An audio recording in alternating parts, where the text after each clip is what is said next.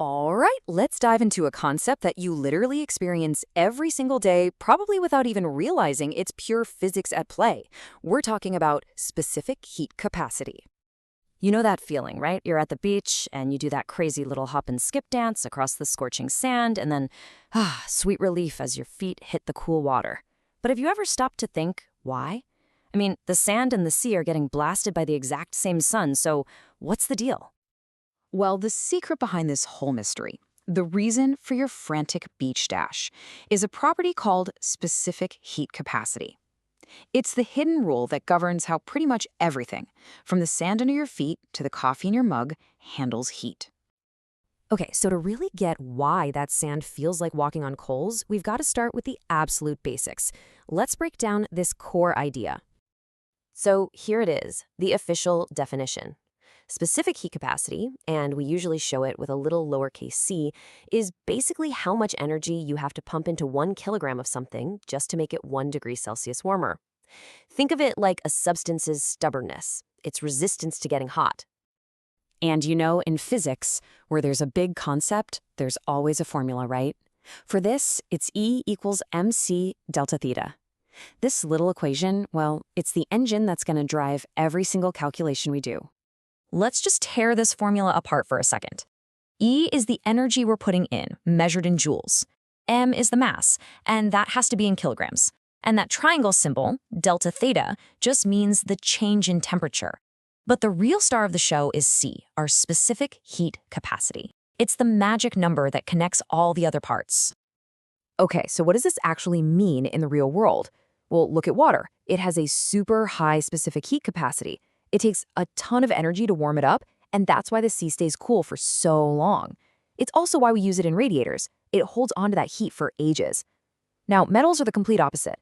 They have a low SHC, so they heat up really, really fast with just a little bit of energy. Perfect for a frying pan, and, you guessed it, a lot like the sand on the beach. All right, the theory makes sense, but how do scientists actually measure this stuff? Let's head over to the lab and check out the standard experiment for this. You know, the actual method is surprisingly straightforward. You just take a block of some material, say aluminum, you measure its mass, you stick a heater and a thermometer into it, and you switch it on.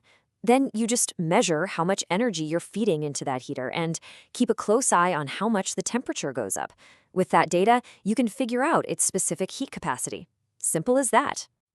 Okay, but wait, how do you even know how much energy you're putting in with that heater? Well, there's another handy formula for that. The energy, E, is just the heater's power, P, multiplied by the time, T, you leave it on for. And since power is just electrical current, I, times voltage V, the whole thing becomes E equals I times V times T. This is a brilliant little link between electricity and heat. All right, we've got the theory, we've got the practical. Now, for the really important part, let's see how you can use all this to absolutely smash some typical exam questions, from the pretty easy ones all the way to the trickier stuff. Let's kick things off with a classic. How much energy does it take to heat up 2 kilograms of water by 5 degrees Celsius? First things first, always write down the formula. E equals mc delta theta. Then, we just slot in the numbers. Mass is 2, the specific heat capacity for water is a big number, 4,200, and the temperature change is 5. You multiply those all together and bam, you get your answer, 42,000 joules. All right, ready to level up? Let's tackle a higher tier question where things get a little more interesting. Here we have to find the specific heat capacity itself. First, and this is so important, you've got to convert the time. 8 minutes becomes 480 seconds.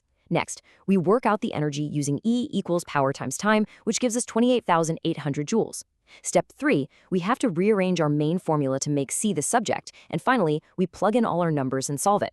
Out pops our answer, 800. See how it all comes together? You know, getting the physics right is one thing, but avoiding those silly, easy-to-make mistakes, that's what separates a good grade from a great one. So let's look at the most common traps people fall into. Okay, here are the big ones, the classic exam traps you've got to watch out for. First, units. Always, always convert minutes to seconds and grams to kilograms.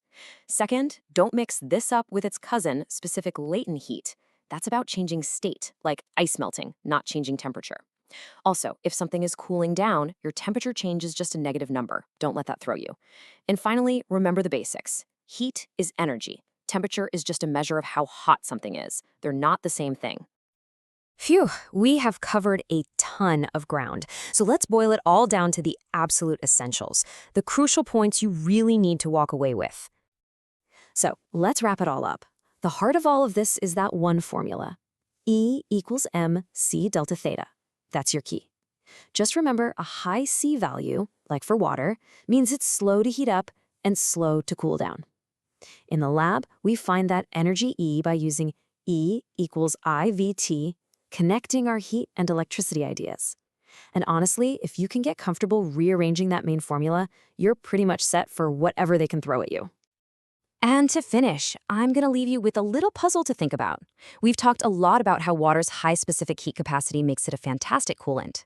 So, flipping that idea on its head, what's the key property you'd want in a material to make the perfect frying pan?